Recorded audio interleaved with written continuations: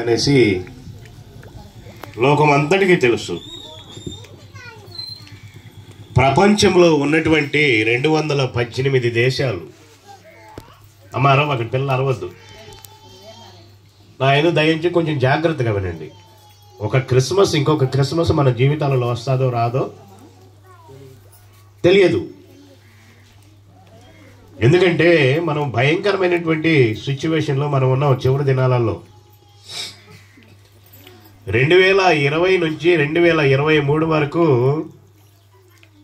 మనకంటే గొప్పవారు, మనకంటే అధికులు, మనకంటే విశ్వాసులు గతించిపోయారు. ఆ బాధ మన ఇళ్లల్లో కూడా ఉంది. దేవుడు మరి నిన్ను నన్ను ఈ రీతిగా ఈ దినాన ఇక్కడ కూర్చోబెట్టాడంటే మన గొప్పతనం కాదు ప్రియులారా, దేవుని కృపే. కనుక కొంచెం జాగ్రత్తగా అలా వినండి. మీ పాస్టర్ గారు ప్రోగ్రాం 10 గంటల నుంచి ఇప్పటి వరకు చేసి నాకు సమయం కొద్దిగానే ఇచ్చాడు. నేను హైదరాబాద్ నుంచి ఇక్కడికి రావడానికి నాకు 10 గంటలు టైం పడితే ఇక్కడ మాట్లాడే మాట 40 నిమిషాలు. ఓకేనా? కనుక ఎవరు అరవకుండా నా మాటలు జాగ్రత్తగా వినండి. క్రీస్తు పుట్టినప్పుడు ఎవరు డ్యాన్సులు ఆడారు, ఎవరు నాట్యాలు చేశారు, ఎవరు పాటలు పాడారు? మరి ఇప్పుడు మనం చేస్తున్నది ఏంటి? దావీదుకు చెబుతాడు దేవుడు, దావీదు రాజు అయిన తర్వాత చెప్తాను ఆ మాటలు నేను మీకు. అయ్యా, ఇదిగో సారంభి గృహాలలో మేము ఉంటున్నాము, అనగా ఏసీ రూములలో మేము ఉంటున్నాము, నువ్వేమో ఈ టెంట్లో ఉంటున్నావు. కనుక నేను రాజును కనుక నీకు ఒక మందిరాన్ని కడతానంటే దావీదుకు దేవుడు చెప్పాడంట, ఆకాశము నా సింహాసనము, భూమి నా పాదపీఠము. రే బాబు దెబ్బలు పడతాయి. భూమి నా పాదపీఠము. మరి నాకేసే ఉయ్యాల ఎక్కడేస్తావు? ఎంత ఉయ్యాలేస్తావు అమ్మా? అయిలరా, ఇంతమంది స్త్రీలు ఉన్నారు, మరి పురుషులేరమ్మా?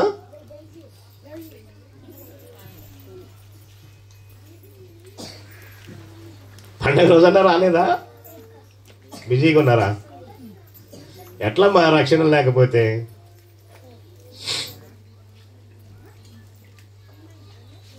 ఇది శాశ్వతమైన జీవితం కాదు కదా. శాశ్వతమైన జీవితం పరలోకంలో ఉంది కదా. ఆ జీవితం కోసం కదా మనం ఇక్కడ పాటలు పడుతుంది. మరి నువ్వు రక్షణ పొంది నీ కుటుంబం రక్షణ పడకపోతే ఏంటి ఉద్దేశం? మరి నేటి దినాలలో ఆయన పుట్టుకను తారుమారు చేశారు.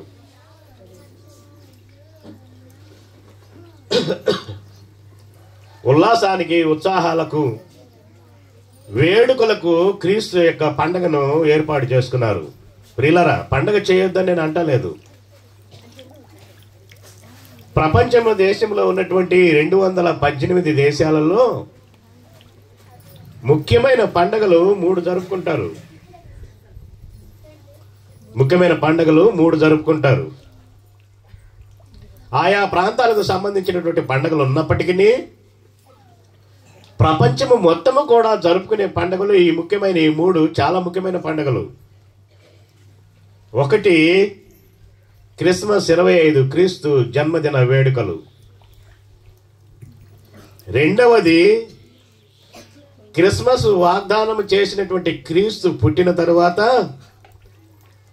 నీ పాపములను విరుచుటకు ఆయన శిలువమాను మీద మరణించినటువంటి రెండవ పండగ శుభ శుక్రవారం, గుడ్ ఫ్రైడే.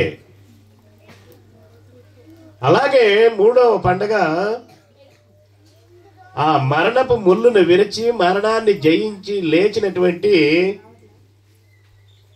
పునరుద్ధానపు పండగ, ఈస్టర్ పండగ. మరి ఈ 3 పండుగలు చేసుకోవాలి, చేయకూడదని నేను అంటలేను. అయితే యెరూషలేములో ఒక ఆనవాయితీ ఉంది. యెరూషలేము ఎక్కడుందో తెలుసా? ఈ మనిషికి బొడ్డు ఎక్కడ సెంటర్లో ఉందో మనిషికి, ఈ ప్రపంచంలో ఉన్న 218 దేశాలకు మధ్యలో ఉంది యెరూషలేము. ఆ మధ్యలో క్రీస్తు పుట్టుక జరిగింది. ఆ పుట్టుక జరిగినప్పుడు డాన్సులు లేవు, ఆర్భాటాలు లేవు, సంతోషం లేదు. ఆయన తలదాచుకోవడానికి స్థలం కూడా లేనట్టు సమయంలో ఆయన ఈ లోకానికి దరిద్రతలో వచ్చాడు. కానీ ఆ శుభవార్తను ఎవరు తెచ్చారు? కెరూపులైనటువంటి నిత్యము దేవుణ్ణి పరిశుద్ధుడు అనేటువంటి పొగడబడుతున్నటువంటి ఆ దేవదూతలు ఈ లోకానికి ఆ శుభవార్తను మోసుకుని వచ్చారు. ఏమన్నారు? సర్వోన్నతమైన స్థలములలో దేవునికి మహిమ, తాను ఇష్టలైనటువంటి ప్రజలకు భూమి మీద సమాధానము కలుగునుగా కని వాళ్ళు పాట పాడారు. మరి నేటి దినాలలో నువ్వు పాడుతున్న పాట ఏంటి? నేను పాడుతున్నటువంటి పాట ఏంటి? క్రిస్మస్ అంటే అర్థం లేకుండానే చేస్తారు జనాలు. కమర్షియల్, వేషధారణ, సగము లోకము సగము క్రైస్తవంలోను. ప్రియులారా, ఇంత దూరం నుంచి నేను వచ్చాను, ఏదైనా ఒక మంచి మాట చెబుతాను వినాలని మీకు మనవి చేస్తున్నాను. ఏదైనా ఒక మంచి మాట విని మీ హృదయాలలో సమాధానంతో ఇంటికి వెళ్ళాలని నేను కోరుకుంటూ ఉన్నాను. సమాధానంతో మీరు గృహాలకు వెళ్ళాలని నేను కోరుకుంటూ ఉన్నాను. యెషయా గ్రంథంలో ఒక భక్తుడు ఉన్నాడు. యెషయా గ్రంథంలో పిల్లలు అరవకండి, నీ మాటలు నాకు వినిపిస్తుంటే నా మాట వాళ్ళకి ఎట్లా వినబడుతుంది? యెషయా గ్రంథంలో ఒక భక్తుడు ఉన్నాడు. ఆయన పేరు హుజ్జియా అనబడేటువంటి ఆయన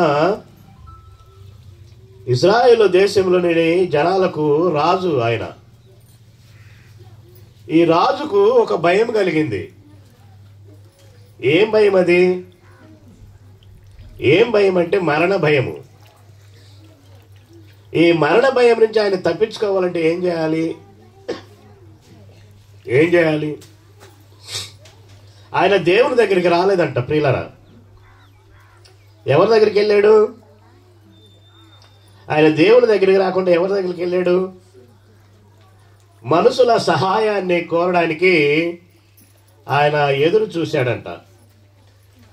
మనుషుల సహాయార్థమై ఆయన ఎదురు చూశాడంట.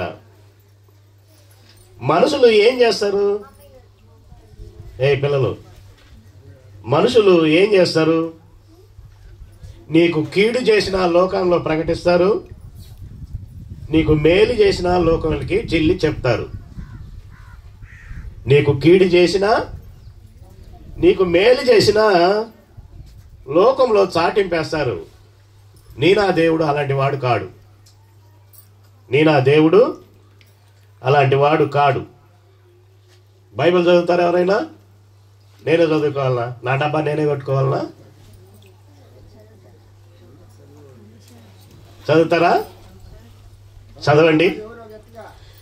యెషయా గ్రంథము 7వ అధ్యాయము. పురుషులు మీరు ప్రత్యేకించి కనబడాలయ్యా. మీరు స్త్రీలు వెనక కూర్చుంటే ఎట్లా? పురుషులను దేవుడు శిరముగా ఇచ్చాడు. శిరము, తల, బాడీ స్త్రీలు. మీరు కాళ్ళ దగ్గర శరాన్ని పెట్టుకుంటేట తలను పైన కనిపించాలి కిరీటం. మీరు చదవండి అమ్మా, ఎవరైనా చదువుతారా? యెషయా గ్రంథము 7వ అధ్యాయము 7వ వచనం నుంచి చదవండి ఎవరైనా. అయితే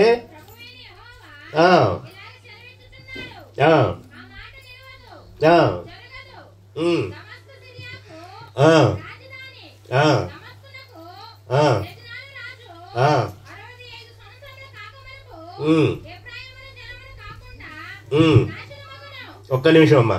బాబు మైక్ ఉందా? మైక్ ఇచ్చేయండి.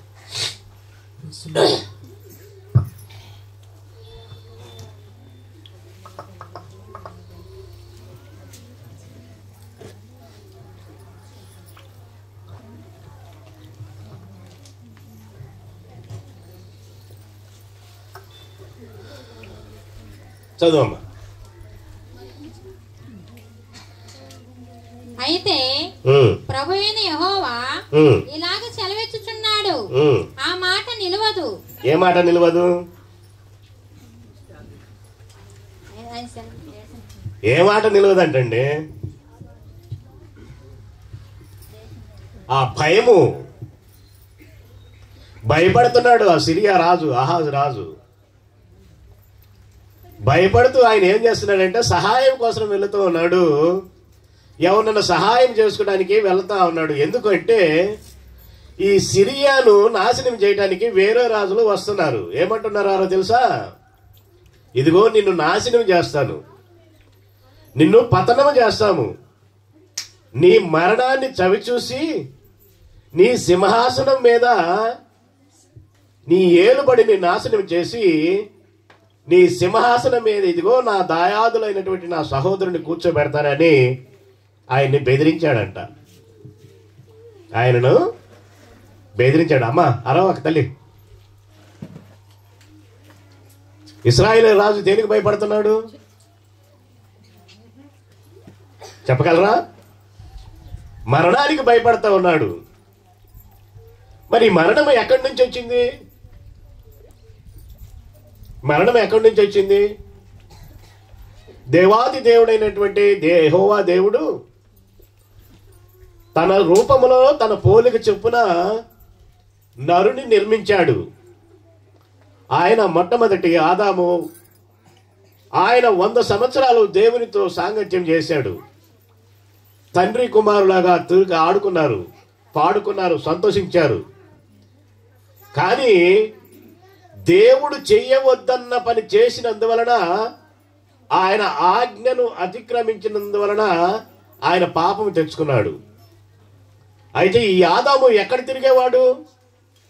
ఏదెను వనంలో తిరిగేవాడు. ఏదెను వనంలో ఈ పాపం అనేటువంటి ముళ్ళు ఉందా? లేదు. అక్కడన్ని పూలు, అక్కడన్ని పండ్లు, ఆహ్లాదకరమైనటువంటి ఆ వృక్ష సంపదలో ఆదాము తిరుగుతూ ఉన్నప్పుడు, ఎప్పుడైతే ఆదాము అతిక్రమించాడో దేవుని సన్నిధానంలో, ఆ పూల వనములోను ఆ పండ్ల వనములోను ముళ్ళ చెట్లు వచ్చాయి. ఆ పూల వనములోను ఆ పండ్ల వనములోను ముళ్ళ చెట్లు వచ్చాయి. ఏంటిది ఆ ముళ్ళు అంటే? పాపము. పాపము, ఆజ్ఞ అతిక్రమము పాపము అంటారు. దుష్టత్వము వలన పాపం అని గర్భము ధరిస్తే ఆ పాపము పరిపక్వమై మరణాన్ని తెచ్చిందంట. దేని వలన వచ్చింది మరణము? పాపము వలన వచ్చింది. పాపము దేని వలన వచ్చింది? ఆజ్ఞాతిక్రమము వలన వచ్చింది. మరి నేటి దినాలలో ప్రజలు దేవుని ఆజ్ఞను అంగీకరిస్తున్నారా, లేకపోతే దేవుని ఆజ్ఞను అతిక్రమిస్తున్నారా? చెప్పండి అమ్మా, చెప్పలేరా? అతిక్రమిస్తున్నారు, దేవుని మాటను వినటం లేరు. కనుక ఆ పాపముతో వచ్చినటువంటి ఈ మరణానికి జనాలు భయపడుతున్నారు. ఎంతటి వారైనా, ఎవరైనా. ఈ ఆహాజు రాజును చూస్తే మనము చాలా గొప్ప రాజు. ఇశ్రాయేలీలో ఉన్నటువంటి 10 గోత్రములకు ఈయన రాజు. ఈ రాజు భయపడుతూ ఉన్నాడు. ఆ కింద 14వ వచనంలో మనం చూసినట్లయితే, కాబట్టి ప్రభువు తానే ఒక సూచన మీకు చూపును, ఆలకించడి.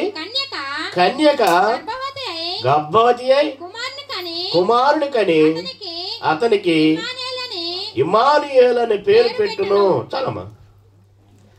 మరి మరణాన్ని తీసివేయాలంటే ఎవరు రావాలంట? పాపము లేనివాడు రావాలంట. పాపము లేనివాడు రావాలంట. ఈ పాపము లేనివాడు ఎక్కడి నుంచి రావాలి? మనుషులు ఎలాగ పుడతారు? స్త్రీ పురుషుల సంపర్కం వలన గర్భం వస్తుంది. అదేంటి? పాపము. అదేంటి? పాపము. దావీదు మహారాజు అంటాడు, కీర్తనల గ్రంథము 51వ కీర్తనలో ఆ మాట ఉంటుంది. తీయండి.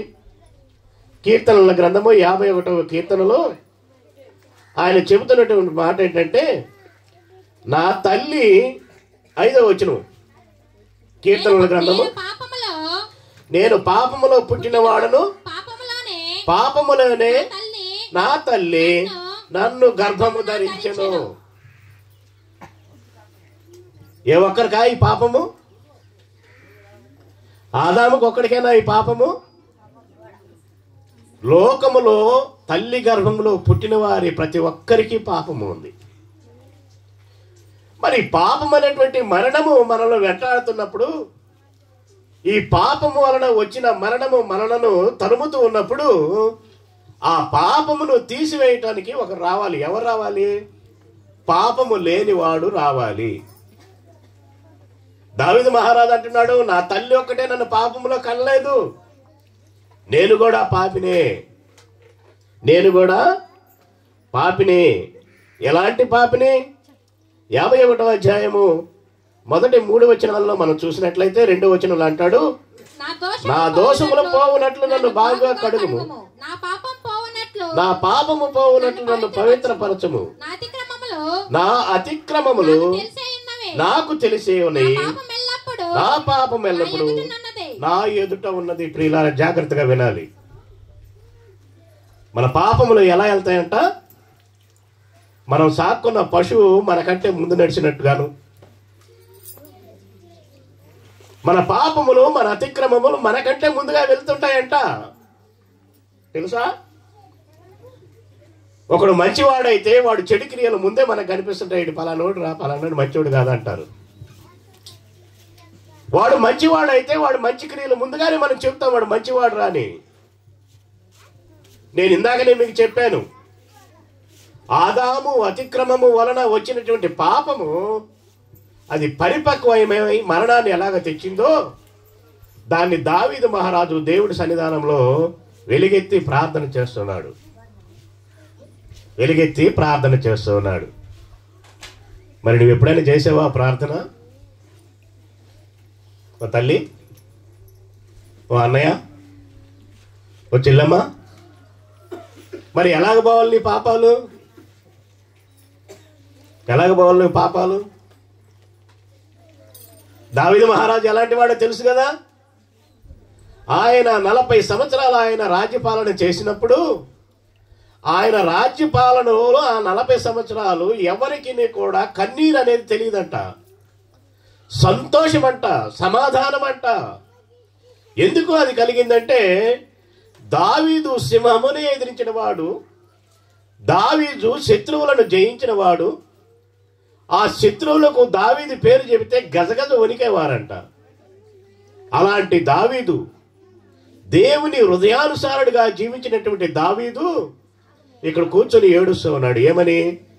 నన్ను మరణము తరుముతుందయ్యా. ఎందుకు నన్ను మరణము తరుముతుందంటే, నా తల్లి నన్ను పాపములో కన్నది, నేను పాపము చేసి నీకు అతిక్రమంగా చేసినటువంటి పాపములు నాకు మరణమై నన్ను తరుముతున్నది. మరి మరణపు ముళ్ళును విడిచేవాడు ఎవడు? ఈ మరణపు ముళ్ళును విడిచేవాడెవడు? మీకు బైబిల్ వాక్యాలు తెలుసో తెలియదో నాకు తెలియదు, కానీ ఏబు గ్రంథంలో ఏబు అంటాడు, చదవగలరా? 25వ అధ్యాయము 25వ వచనం. కనీసం మీరు ఒక్కరు కూడా రాసుకోవట్లా, బైబిల్ అంతా తిరిగేసినట్టుగా. ఏబు గ్రంథము 25వ అధ్యాయము 25వ వచనంలో అంటాడు, ఏబు గ్రంథము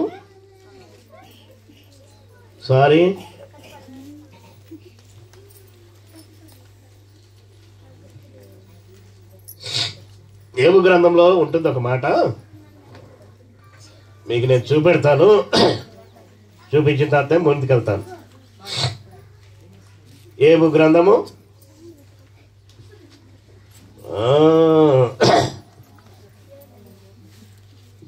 14వ అధ్యాయము 4వ వచనం. 14వ అధ్యాయము 4వ వచనం. ఈ 14వ అధ్యాయము 4వ వచనంలో ఇలా ఉంటది.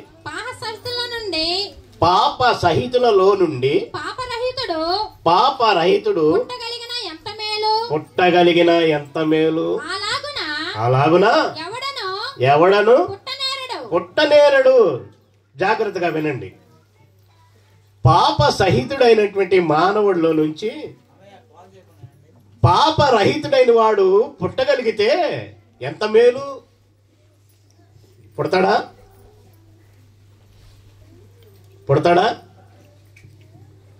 చాలా మంది అంటారు ఆయన కూడా పాపంలోనే పుట్టాడు అంటారు. ఆయన కూడా పాపంలోనే పుట్టారంటే ఎలాగ పుట్టాడు పాపంలో? తల్లి తండ్రి వలన కలిగేటువంటి సంతానము పాపం వలన కలిగిన సంతానం అని మనం చూసాము. నా తల్లి నన్ను పాపంలోనే గర్భం ధరించిందని చెప్తున్నాడు దావీదు. మరి ఇక్కడ యోబు అంటున్నాడు, ఈ మరణ భయాన్ని తట్టుకోలేక ఈ మరణము నుంచి తప్పించడానికి ఎవరు కావాలంట? పాప సహితుడైన వారి గర్భములో నుంచి పాపరహితుడైన వాడు పుట్టిన ఎంత మేలు, ఎంత మేలు. పుట్టాడా?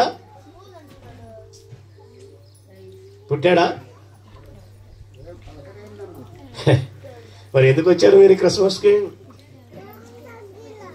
అమ్మా పుట్టాడు. లూకాసు వార్త 2వ అధ్యాయము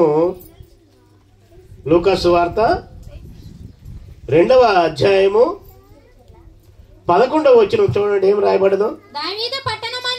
దావీదు పట్టణమందు నేడు రక్షకుడు పుట్టి ఉన్నాడు, ఈయన క్రీస్తు. దానికి అదే మీకు ఆనవాలు. చాలమ్మా, దానికి ఇదే మీకు ఆనవాలు. దానికి ఇదే మీకు ఆనవాలు. ఎవరికి పుట్టాడంటే ఈయన పాపంతో పుట్టాడా? పరిశుద్ధతతో పుట్టాడా? పరిశుద్ధతతో పుట్టాడు. దేవదూత కన్యమరి దగ్గరికి వచ్చి దయాప్రాప్తురాలా నీకు శుభం అన్నాడు. అమ్మ అరవకండి. దయాప్రాప్తురాలా మీకు శుభము అన్నాడు. అయ్యా శుభవచనాన్ని పలుకుతున్నావు, నేను కన్యను. మరి శుభవచనానికి కారణం ఏంటంటే పరిశుద్ధాత్ముడు నిన్ను ఆవరిస్తాడు, నీవు గర్భము ధరిస్తావు. లోకములో మనిషి పుట్టాలంటే ఏం చేయాలి? భార్య భర్తల సంపర్కం జరగాలి. మరి ఈ సంపర్కం లేకుండా పుట్టినవాడు ఎవడంటే ఈ మరణపు ముళ్ళుని విరిచిన వాడు ప్రభు అయిన క్రీస్తే. దేవునికి స్తోత్రం. హల్లెలూయా, హల్లెలూయా, హల్లెలూయా. మరి ఆ పాపరహితుడు పుట్టినప్పుడు మరి మనం ఎలా ఉండాలి? దేవుడు అంటాడు, నేను పరిశుద్ధుడిని, మీరు పరిశుద్ధులై ఉండండి అని చెప్తుంటే మనం ఏం చేస్తున్నాము? ఆ పరిశుద్ధత లేక పాపములోనే కొట్టుమిట్టాడుతూ ఉన్నాం.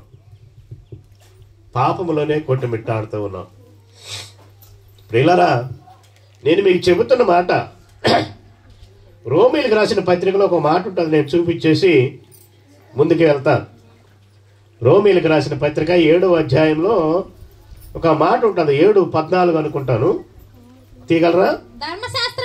ధర్మశాస్త్రము ఆత్మ సంబంధమైనదని అయితే నేను పాపమునకు అమ్మబడి శరీర సంబంధినై ఉన్నాను. చాలమ్మా, ఏంటంటమ్మా?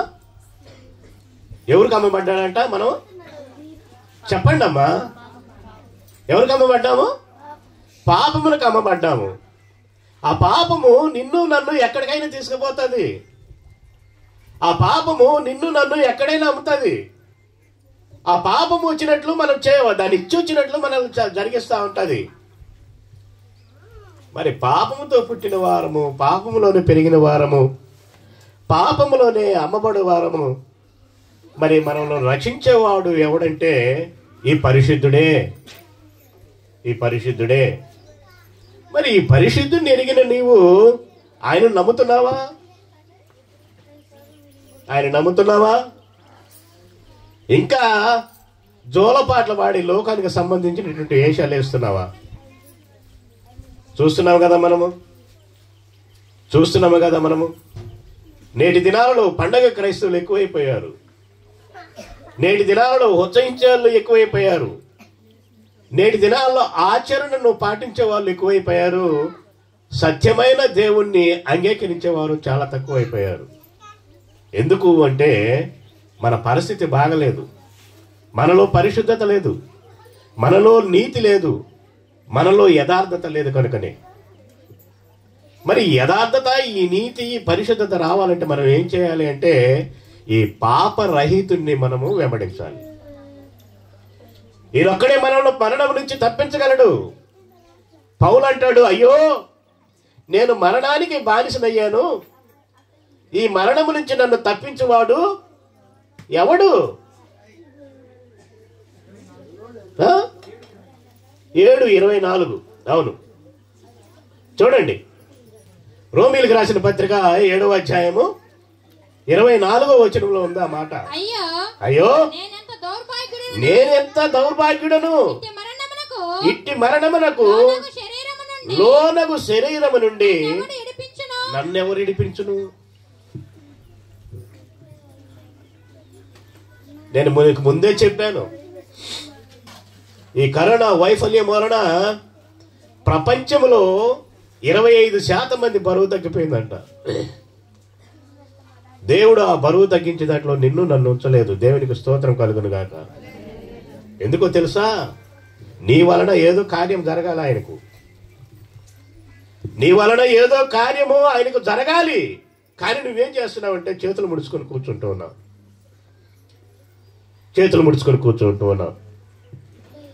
ప్రియులారా, ఈ యెషయా గ్రంథంలో ఉన్నటువంటి ఈయన యెషయాలో దేవుడు చెప్పినటువంటి మాటలు ఈయన వింటలేదు. యెషయా గ్రంథము 7వ అధ్యాయము 3వ వచనంలో ఉంటుంది ఆహాజు గురించి. ఈ ఆహాజు రాజు మరణానికి భయపడ్డాడు. తన రాజ్యాన్ని విడిచిపెట్టి ఎక్కడికో వెళ్ళిపోతా ఉన్నాడు. ఆయన ఎక్కడికి వెళుతున్నాడు అంటే కోనేటి కట్టకి వెళ్తున్నాను అని చెబుతున్నాడు. ఎందుకు కోనేటి కట్టకి వెళ్తున్నావు అంటే శత్రు రాజులు ఆ కోనేటిలో నుంచి వచ్చి నా రాజ్యాన్ని దోచుకుంటారేమో, నన్ను చంపేస్తారేమన్న భయంతోటి నేను ఆ కోనేటి కట్టకని వెళ్తున్నానంటే యెషయా భక్తుడు అంటాడు ఆయన దగ్గరికి వచ్చి, దావీదు, ఇదిగో నీ దేవుణ్ణి ఒక వరం అడుగు, ఆ వరము నీకు ప్రసాదిస్తాడు, నువ్వు మరణం నుంచి తప్పించుకుంటావని ఆయనకి చెప్తే ఆయన ఏమంటాడంటే, ఇదిగో నేను దేవుణ్ణి హింస పెట్టను. మరి ఏం చేస్తావు? నా ఇష్టానుసారంగా లోకంలో ప్రవర్తిస్తాను. ఏంటిది దేవుని హింస పెట్టడం అంటే? నువ్వు మోకాళ్ళేసి ప్రార్థించడమే. నీకు అన్నిటితో ప్రార్థించడం, నీ కుటుంబాల గురించి, రక్షణ గురించి. మరి చేయగలుగుతున్నావా క్రైస్తవుడా? మరి ఎట్లా తప్పించుకుంటావు మరణం నుంచి? ఈ మరణం అంటే ఈ శరీరానికి వచ్చేది కాదండి. ఈ మరణం అంటే ఆత్మకు వచ్చేది. ఇదిగో దేవుడు మట్టిలో నుండి మానవుని తీసినోయి మట్టిలో తన స్వరూపాన్ని చేసుకొని తన నాసికారంధ్రములో జీవాయువును ఊదగా నరుడు జీవాత్మాయనని ఉంటుంది ఆదికాండంలో. నరుడు ఎవడంట?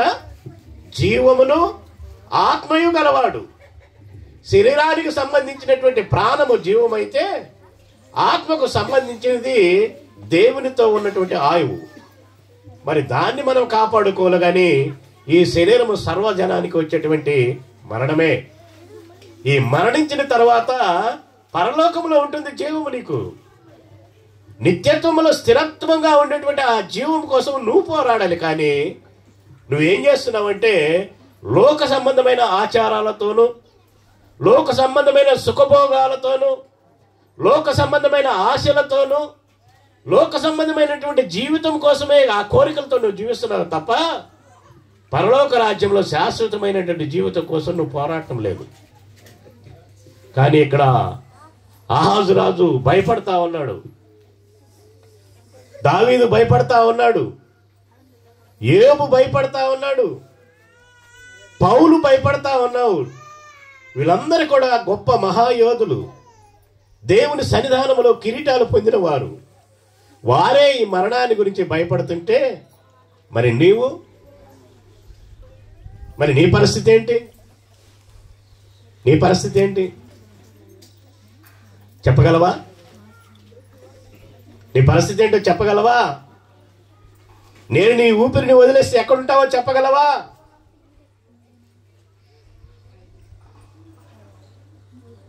ఎన్ని క్రిస్మస్లు మనం చేసుకుంటూ ఉన్నామో మన జీవితంలో, ఎన్ని పునరుద్ధానాలు మన జీవితంలో జరుపుకున్నామో, ఎన్ని కృతజ్ఞత కూడికలు మన జీవితాలలో జరుపుకున్నామో. ఏమిటి ప్రయోజనం? ఏమిటి ప్రయోజనము? ఆహాజరాజు దేవునికి ఇష్టడు, దావీదు మహారాజు దేవుని యొక్క హృదయానుసారుడు, యోబు దావీదు ఎన్నుకున్నటువంటి విశ్వాసము గలవాడు. సౌలైతే యేసుక్రీస్తు తర్వాత యేసుక్రీస్తు లాంటి వాడు. వీళ్ళందరూ కూడా మరణ భయాన్ని గురించి బాధపడతా, వాళ్ళు పరిగెడతా ఉంటే నేటి మానవుడు దేనికోసం పరిగెడుతున్నాడు?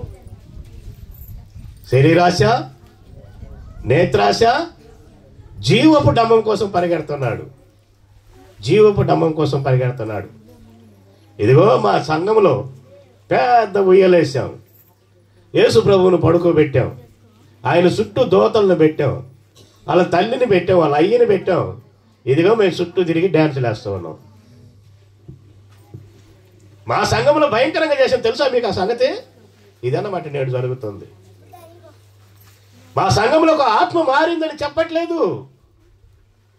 నువ్వు డ్యాన్సులు వేసినంత మాత్రాన, ఉయ్యాలు ఊపినంత మాత్రాన, పేదలకు బట్టలు పంచినంత మాత్రాన, తిండి పెట్టినంత మాత్రాన, అరిసి కేకలేసినంత మాత్రాన పరలోక రాజ్యంలో సంతోషం రాదు.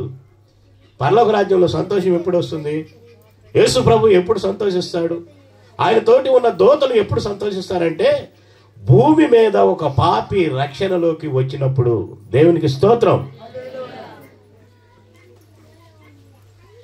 మరి సంపాదించగలుగుతున్నావా నువ్వు? ఒక మారిన హృదయాన్ని దేవునికి అర్పించగలుగుతున్నావా నీవు? కనీసం నీ కుటుంబాన్ని రక్షించుకోగలుగుతున్నావా నీవు? నీ రక్త సంబంధికులను రక్షించుకోగలుగుతున్నావా నీవు? మరి ఎందుకు మనకు క్రైస్తవత్వము? ఎందుకు మనకి వేషధారణ? ఈ ఆహాజరాజుకు యెషయా చెప్తున్నాడు, ఏమని చెబుతున్నాడు? ఆహాజరాజు, కోనేటికి ఎందుకు వెళ్ళావా అంటే, కోనేటి నుంచి శత్రువులు వస్తారు, ఆ శత్రువుల నుంచి నన్ను రక్షించడానికి వెళ్తున్నాను అన్నాడంట. నేటి దినాలలో మనోళ్ళు కూడా జబ్బు వచ్చింది, జ్వరం వచ్చింది, లేకపోతే ఆపద వచ్చింది, లేకపోతే ఏదో కష్టం వచ్చింది, 24 గంటల బైబిల్ సంకలు పెట్టి ప్రార్థన చేసే వాళ్ళు కూడా ఎవరికి చెబుతున్నారు? వెళ్ళి పక్క వాళ్ళకి, వెళ్ళి మంత్రాలు చేసే వాళ్ళకి, వెళ్ళి ఇంకా ఏదో చేస్తాడని ఆశ కలిగి వారి దగ్గరికి పరిగెడుతున్నారు. కానీ శక్తిమంతుడైన దేవునికి, నీకు సహాయం చేసే దేవునికి నువ్వు ముఖం తిప్పుకుంటున్నావు అలా.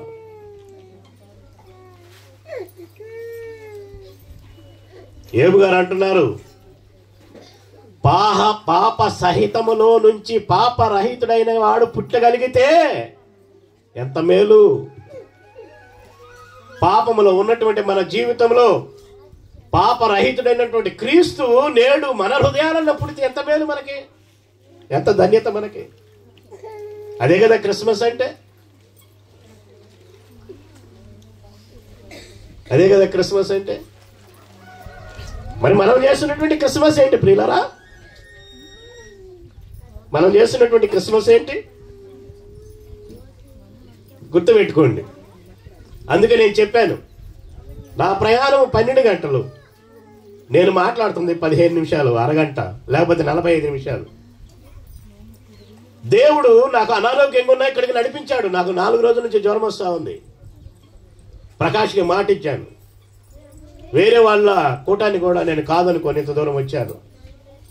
దాని అర్థం ఏంటో తెలుసా? దేవుడు ఏదో మీ హృదయాలలో ఒక భారాన్ని తీసివేయడానికి తన వాక్కును ఇక్కడికి పంపించాడు.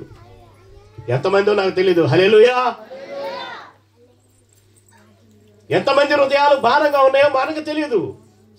అది కేవలము ఆ దేవునికి మాత్రమే తెలుసు. ప్రియులారా, ఈ పండగ సందేశము మరి నిన్ను వెలిగించాలి. ఇదిగో ఈ 2024 వరకు నీ కుటుంబంలో ఎన్ని సమస్యలు ఉన్నాయో, ఎన్ని బాధలు ఉన్నాయో, ఎన్ని ఆవేదనలు ఉన్నాయో, ఎన్ని చింతలు ఉన్నాయో నాకైతే తెలియదు. కానీ ఈ 224 అనేటువంటి ఈ వంతెనను దేవుడు నీకు దాటించి 225లను సంపూర్ణ రక్షణతో దేవుని కోసం ఎదురు చూడాలని నేను కోరుకుంటూ ఉన్నాను. దేవునికి మహిమ కలుగును గాక. హల్లెలూయా. మరి ఆ స్థిరత్వం నీకుందా? ఆ స్థిరత్వం నీకుందా? ఆ నమ్మకం నీకుందా? ఆహాజు రాజులాగా పరిగెడుతున్నావా? దావీదు మహారాజులాగా ప్రార్థన చేస్తూ ఉన్నావా? భయపడుతూ ఉన్నావా? యోబులాగా ఎదురు చూస్తున్నావా? ఇంకా పౌలులాగా ఇంకా బాధపడుతూ ఏడుస్తూ ఉన్నావా? రక్షకుడు నీ కొరకు పుట్టాడు. ఈయన ప్రభు అయిన క్రీస్తు. దానికి ఇదే మీకు ఆనవాలు. 2024 సంవత్సరాల క్రితమే దేవుడు మనకిచ్చాడు. కానీ దాన్ని మనం ఎందుకు కనుగొనలేదంటే, ఆయన వెలుగు, లోకము చీకటి, లోకము అంధకారములో ఉంది. ఆ వెలుగులోనూ ఆ చీకటిలోనూ బంధింపబడిన వారిని వెలుగులోనికి తీసుకురావడానికి ఆ వెలుగు ఈ లోకంలోకి వస్తే, ఈ లోకము భయంకరమైన పాపం అనే చీకటిలో ఉంది కనుక ఆ వెలుగును నెట్టివేస్తుంది. దాంట్లో నువ్వు కూడా ఉన్నాయేమో జాగ్రత్త. ఆ వెలుగులోనికి రాలేక భయపడుతున్నావేమో జాగ్రత్త. ఎందుకనగా నీ పాపపు రహస్యపు పాపాలు నిన్ను ఆ చీకటిలోనే మగ్గబెడుతున్నాయి. ప్రియులారా, ఈ 2024 సంవత్సరంలో దేవుడు నిన్ను హెచ్చరిస్తూ ఉన్నాడు. మనకు సమయం లేదు. మీకు తెలుసో తెలీదు, ఈ 2024 సంవత్సరం వరకు ప్రపంచం దేశంలో ఉన్నటువంటి 218 దేశాలలో 175 దేశాలలో యుద్ధాలు జరుగుతూ ఉన్నాయి. మీకు తెలుసా? ఎంతమంది ఏ క్షణాన చనిపోతున్నారో ఎవరికి అర్థం కావట్లేదు. మిగతా దేశాల్లో అనేకమైనటువంటి భయంకరమైన సిచ్యువేషన్లు ఉన్నాయి. తుఫాన్లు వస్తున్నాయి, భయంకరమైన రోగాలు వస్తున్నాయి, భయంకరమైన ఆహార కొరత ఉంది. అయినా కూడా దేవునికి భయపడకుండా తన ఇష్టానుసారంగా ప్రజలు జీవిస్తూ ఉన్నారు. ఆహాబు రాజు అంటున్నాడు, ఇదిగో నన్ను నేను కాపాడుకోవడానికి నేను ఏం చేస్తున్నానంటే, ఆ కోనేటి కట్ట మీద నుంచి శత్రువులు రాకుండా నేను అక్కడికి వెళ్ళి ఎదుర్కొంటాను. ఎంత దూరం ఎదుర్కొంటావు నువ్వు? 2020 సంవత్సరంలో కరోనా వచ్చింది. ఎంతమంది ఎదుర్కొన్నారు? అమ్మా అరవకమ్మా, తల్లినికి దండం పెడతారు. ప్లీజ్, నీ వల్ల అందరు డిస్టర్బ్ అవుతున్నారు. ఎంతమంది ఎదుర్కోగలిగారు? నా కళ్ళు ఎదుట నా స్నేహితుడు చనిపోయాడు. నేను చూస్తుండగానే నా స్నేహితుడు చనిపోయాడు. 18 లక్షలు ఖర్చు పెట్టారు ఆయనకి. నా చేతిలో ప్రాణం పోయింది. నేను రక్షించగలిగానా? నీ కుటుంబాలలో ఎంతమంది పోయారు తెలుసు కదా. మరి ఎవరైనా రక్షించుకోగలిగారా? ఆ ప్రాణం పోయిన తర్వాత ఆ ఆత్మ ఎక్కడికి వెళుతుందో తెలుసా? నరకానికి వెళుతుంది. ప్రియులారా, దేవుడు సర్వమానవాళి రక్షణార్థమై ఈ లోకానికి వచ్చినప్పుడు ఆయన మరణించి సమాధి చేయబడి తిరిగి లేచి పరలోక రాజ్యం వెళ్ళేటప్పుడు ఆయన చెప్పిన మాట ఏంటో తెలుసా? ఇదిగో నేను నా తండ్రి యొద్దకు వెళుతున్నాను, మీకు స్థలమును చిత్తపరిచి మళ్ళీ వచ్చి మిమ్మల్ని తీసుకెళ్తున్నాను. ఎవరిని కూడా ఆయన నాశనం చేయడానికి ఆయనకి ఇష్టం లేదు. మరి ఎవరు వెళ్తారు? ఎవరు వెళ్తారంటే పిరికివారు, ఎవరు వెళ్తారంటే దేవుని ద్వేషించేవారు, ఎవరు వెళ్తారంటే ఆయనలో రక్షణ కోరని వారు, రక్షణ లేని వారు మాత్రమే, దేవుని తిరస్కరించిన వారు మాత్రమే ఆ నరకానికి వెళతారు. వారిలో నువ్వు ఉండకూడదని నేను మనవి చేస్తూ ఉన్నాను. ఈ 2024లో దేవుడు ఆ బంధకాల నుంచి తప్పించాలని నేను కోరుకుంటున్నాను. హల్లెలూయా. మరి నీకు ఇష్టమేనా? నీకు ఇష్టమేనా? మరి నీకు ఇష్టమైతే దేవుని ప్రార్థించాలి. దావీదు మహారాజు చేసినట్టు ప్రార్థించాలి. ఇదిగో నా తల్లి నన్ను పాపములోని కనదయ్యా, పాపములను కని నేను అతిక్రమముగా పాపములను జీవిస్తున్నానయ్యా, మరి నా మరణభయము నన్ను వెంటాడుతుందయ్యా, నన్ను రక్షించమని ప్రార్థన చేయగలవా? కన్నీరు కార్చగలవా? నీ కొడుకుని గురించి, నీ కుమార్తెని గురించి, నీ భర్తని గురించి, నీ భార్యని గురించి ఎప్పుడైనా ప్రార్థన చేసావా ప్రియులరా? నన్ను ఈ మరణ బంధకం నుంచి ఎవరు తప్పించగలరని పౌలు గారు చేసినట్లు ఎప్పుడైనా ప్రార్థన చేసావా? మరి ఎలాగ తప్పించుకుంటావు? ఎలా తప్పించుకుంటావు చెప్పండి అమ్మా. నేను ఎక్కువసేపు మాట్లాడను, నేను ముగిస్తాను. ఎందుకంటే ఈయన పాస్టర్ గారు నాకు 45 నిమిషాలు టైం ఇచ్చారు. 45 నిమిషాలు నేను ముగించాను, ఎందుకంటే కార్యక్రమాలు ఉన్నాయి కాబట్టి. లూకాసు వార్తలో చెప్పబడిన మాట ఏంటి? ఈ లూకాసు వార్తలో చెప్పబడిన మాట ఏంటి? లూకాసు వార్త 11వ వచనం నుంచి 14వ వచనం వరకు కనుక మనం చూడగలిగినట్లయితే, దావీదు పట్టణమందు నేడు రక్షకుడు మీ కొరకు పుట్టి ఉన్నాడు, ఈయన ప్రభువైన క్రీస్తు. దానికి ఇదే మీకు ఆనవాలు. ఒక శిశువు పొత్తిగుడ్డలతో చుట్టబడి ఒక తొట్టిలో పండుకొని